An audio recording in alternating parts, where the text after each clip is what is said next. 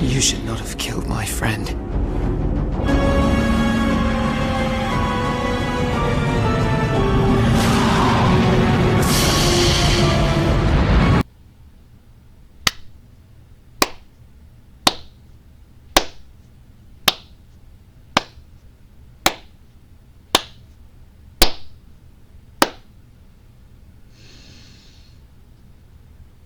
Oh. Ooh. Oh.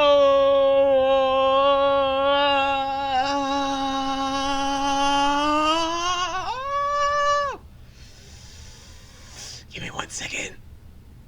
Sorry about that, guys, and welcome to the season finale of the long-awaited finale for Merlin's first series, or first season if you're American. Sorry if you see I'm not wearing a shirt. You see, I was out running errands today, because it's one of my days off.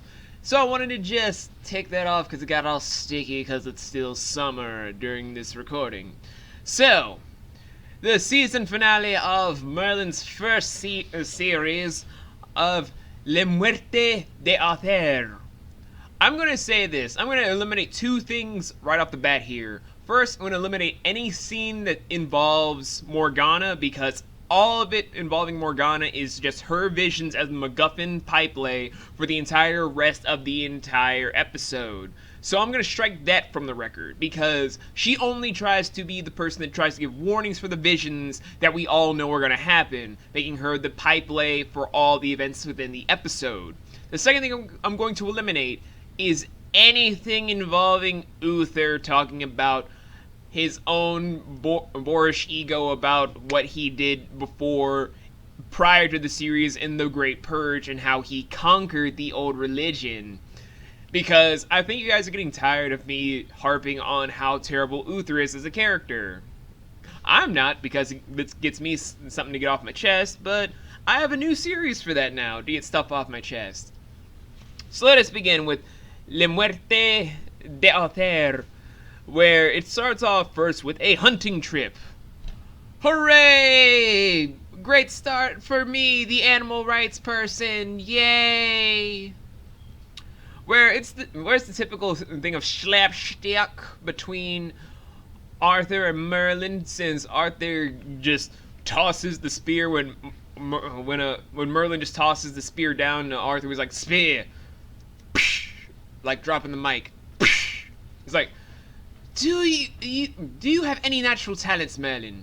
It's like, well, no, wait. Yeah, I do. And I'm like, yeah, he does. It's saving your ass on a daily basis, even when the episode's not playing. He's saving your ass from something.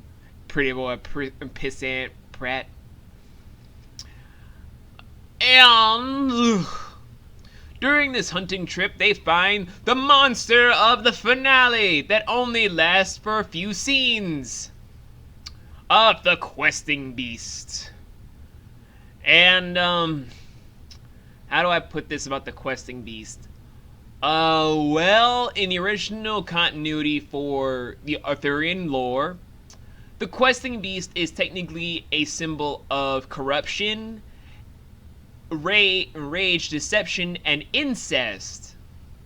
Where, if you guys remember in the original Arthurian lore, Arthur laid with Morgeza, who would be Morgana in the continuity, to beget Mordred. If you guys don't know what begetten means, it's basically a fancy old word term for siring or delivering into the world Mordred. Meaning that until he found out about her being his half-sister, he basically committed incest on the same scale as Cersei and Jaime Lannister from Game of Thrones, except they didn't do it consciously, they just did it by accident, and they were just like, oh shit, you're my half-sister? Oh, what about our kid? But back to the episode itself.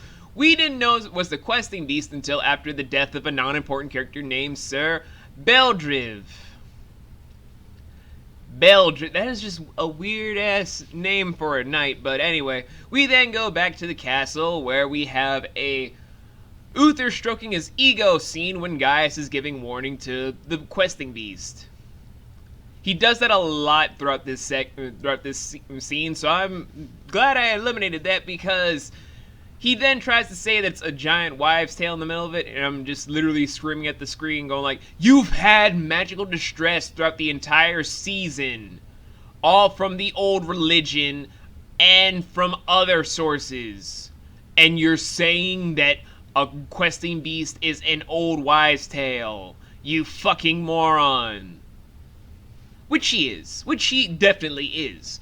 But following that scene, and the Morgana vision scene that I'm not going to go into, and her being the pipelet, which again I'm not getting into, we then have the second showing of the questing beast in a giant cave scene, where they literally film this entire thing in a, I think, sound stage, where they just made a giant realistic cave. And then they decide to fight the CGI questing beast with clumsy fight choreography and with one weird hiccup in production. The niche pin in what happens in the scene is supposed to say that if you get bitten by the questing beast, since it has the powers of life and death embedded into it, you die.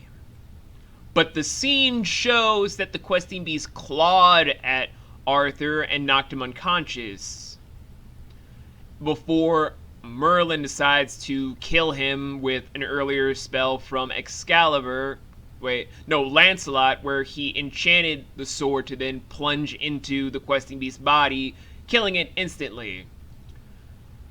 But the thing is, the entire crux of the story from that there on is to help save Arthur from a bite wound, when it was shown that it was a scratch scene. 'Cause I saw this happen, not this, not you get what I mean? It's kind of confusing how you have that as the crux of your new narrative when the CGI effects didn't really show a biting motion, just a clawing motion. But I digress, though. It's a simple thing. It's not gonna take up too much time of the story, cause they have to do a try and save Arthur montage of magic, caring for him the natural way, grieving, and then finally Merlin going to John Hurt Dragon for all of the answers. The big MacGuffin of the series, aside from Morgana's visions throughout Series 1, where John Hurt Dragon decides to tell Merlin about the Isle of the Blessed, the location of the old religion that would do a lot of things for him if he pays the price. As I rub my fingers together in the symbol for price.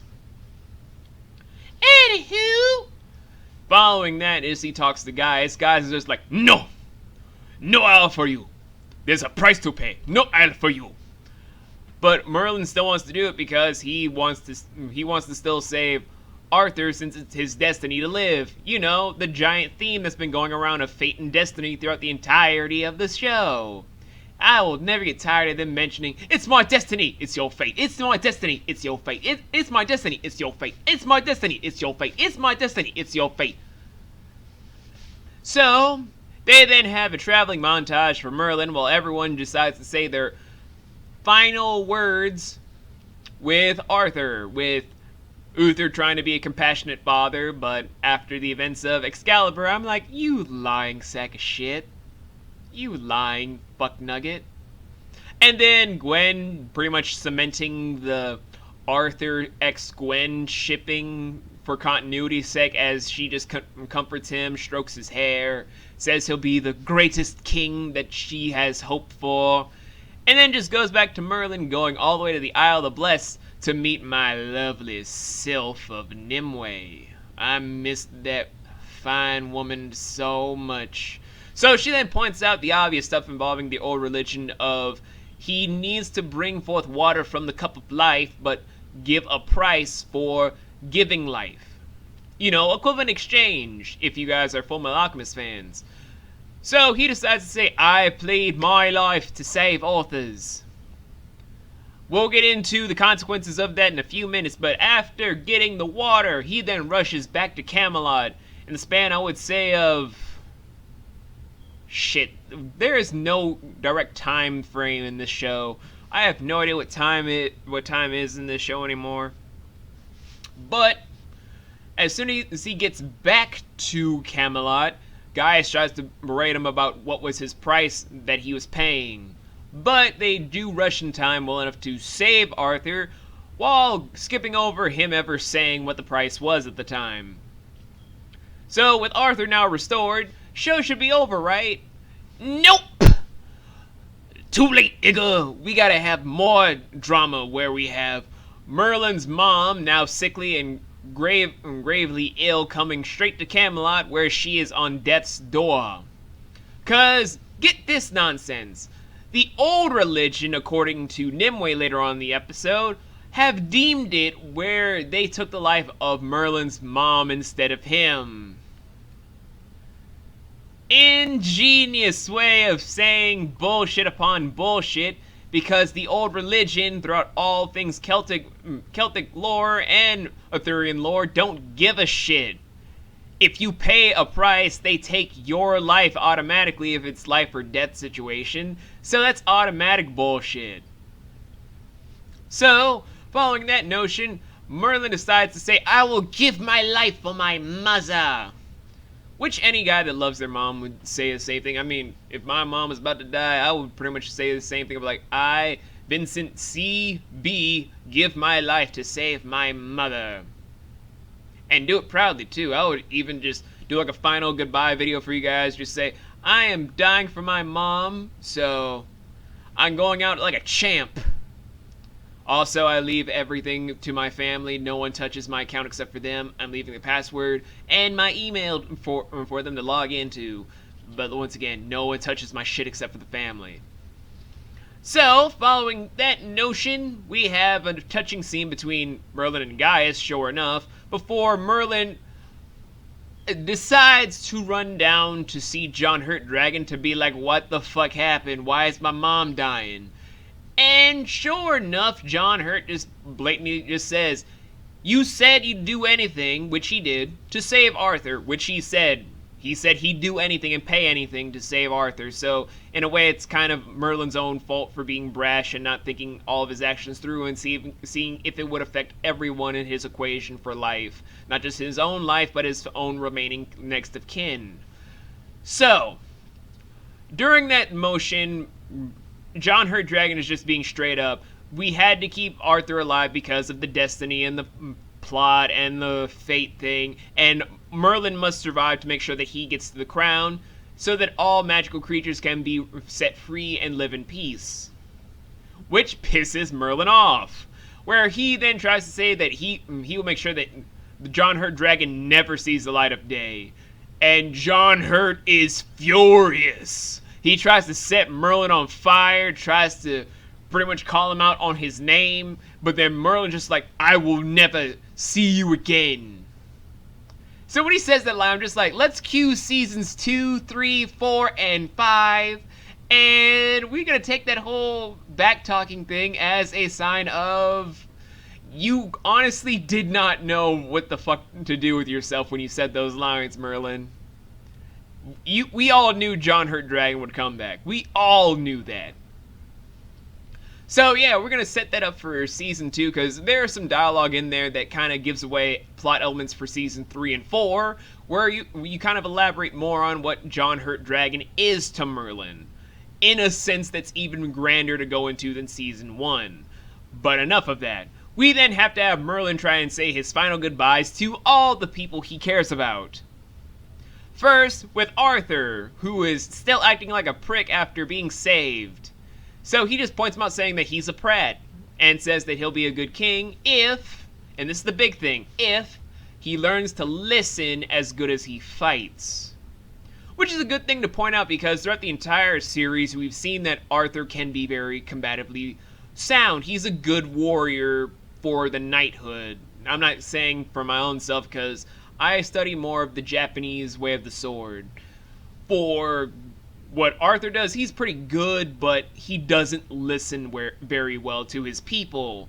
he listens to the situation, sure, but he listens more to his dad's inflection more than he does for his own sake, leaving him more vulnerable to just repeat the same mistakes as his dad if he doesn't change his ways. So for Merlin to just be straight up and saying, you need to listen as well as you fight, that is very crucial for a growth period for Arthur in the future, where he'll choose to do stuff where his dad will fall short, where he will be the greatest king of Camelot. And that was enough talking from there, as we then have Merlin try to say his final goodbyes to Gwen and his mom, because he can't find Gaius for some reason. And during the whole exchange, just kind of feeling the sadness if you've never seen the show before. I was like, oh my god, Merlin's gonna die? I never saw this coming. Oh my god. And then the following day, I think, we then have Merlin reading a note from Gaius saying that he's gonna go instead to sacrifice himself for Merlin, as he is the son that he never had. So after a pointless scene of Morgana being another pipeway motion of emotions, we then have Merlin rushing to the Isle of the Blessed when Gaius then goes to the Isle himself to talk to my favorite, lovely self, my damn Nimue. I'm sorry, it's the eyes, man. I love blue eyes. Blue and green eyes are like, oh, damn.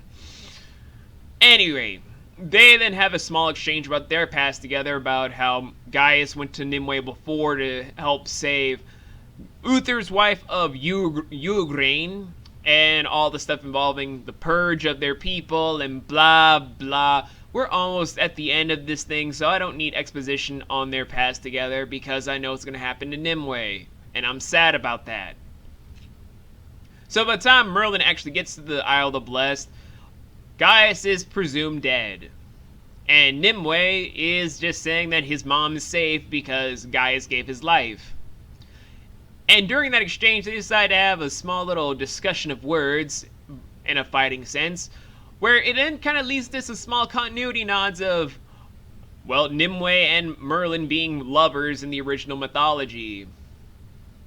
Merlin was hitting it more frequently than anything else. It was like a gambler at like the slot machine, just yanking it down non-stop, kind of getting it on.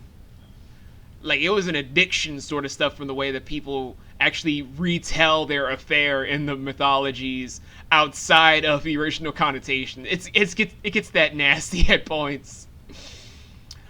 But from there, they then have a magic duel, where you actually see where the effects from the later seasons get a lot better than the first season, where they didn't have a lot of good budget effects. For Merlin's weak magic against Nimue's giant magical formulas and stuff. This fight was good for its first season, but it was very underfunded. It was as underfunded as Lost Girl's first season. It just had a lot of good work done for it over time, and I appreciate what the development team did with it later on.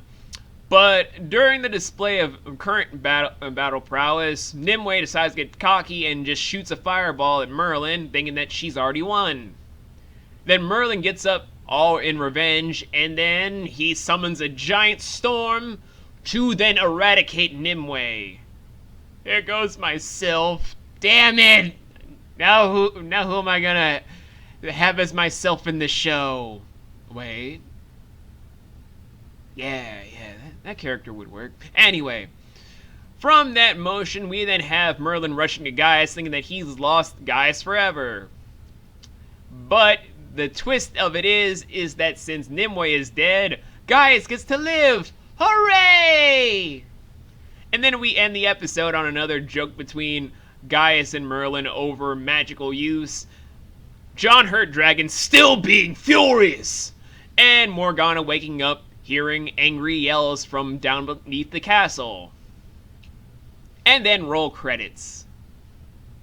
All in all, this is a fantastic finale to a good first season. Like I've said before, the effects are really shown to be very cheesy, especially in this episode. The other ones you guys could kind of ignore because of how good the story is, but because of how the narrative kept switching up for me in this episode most of all, it kind of became very prevalent to me about how the effects actually were throughout season 1. Very choppy and not at its best, and the fight choreography could have been a lot better detailed in its first season, but I could see where in series 2 to 5 where it got a lot better and a lot more finite and very good, like a fine bottle of wine sort of thing.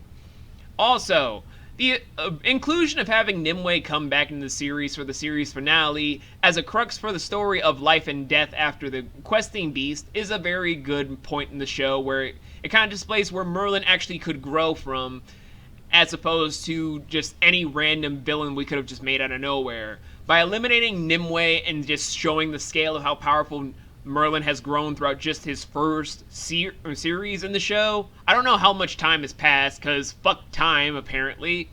But from episode 1 to 13, he has grown to be such a giant powerhouse. It is quite frankly astounding for it's quite frankly so astounding for words. Like, I'm not saying that Merlin is the greatest wizard of all time. No. There's a top 10 list I'm working on for top 10 magical people in fiction where he would be at least in the top 3.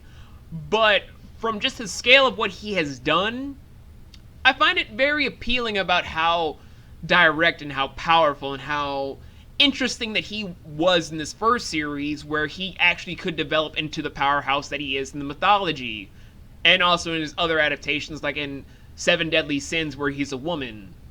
If you guys don't know what I'm talking about, it's an anime. I'll go into a review of it someday. Anywho, from just that scale for Merlin's power, we then also have to display this fact that the growth process of a relationship between Gaius and Merlin has very much been a very good focal point throughout the show about how they rely on each other as not only friends, but as a father and son. And this show kind of showcases how well it is in comparison to the Uther and Arthur father-son relationship, where instead of it being at odds with each other of natures, it's literally something of give and take and actual mutual love and respect for one another, where you actually see them trying to do the best for each other, to look out for one another and do what is right by the other. Unlike, say, Uther being Uther and it's like, I hate you. I fucking hate you. So, that in itself is just La Muerte de Uther. It is probably one of the best first season finales I've seen in a long time, and I would say it is a good one to see if you want to finish out Merlin's first series, definitely. Not for a start, because then you'd just be very confused, like, who's this? Who's that? Why do we care about this? Why do we care about that? What is going on? Oh my god! So much stuff to catch up on!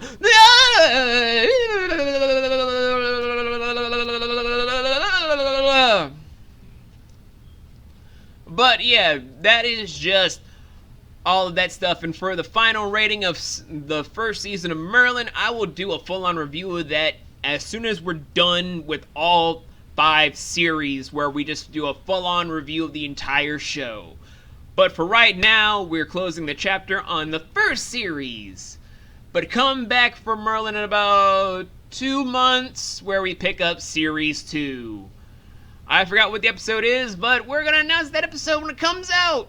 So be excited for that, everybody. So, until then, during the 2-month period, we're gonna look at Being Human UK. So be excited for that, guys. I'll see everyone in that one in about 2 weeks from today. So, to all my nomads out there, remember to be cool, stay stylish, and I'll see all of you lovely cats later on. To all my party people out there, just keep on grooving to that beat. And to all my magic users out there, keep developing, keep growing, keep being fantastically mystical. And I will catch all of you lovely badasses in the future.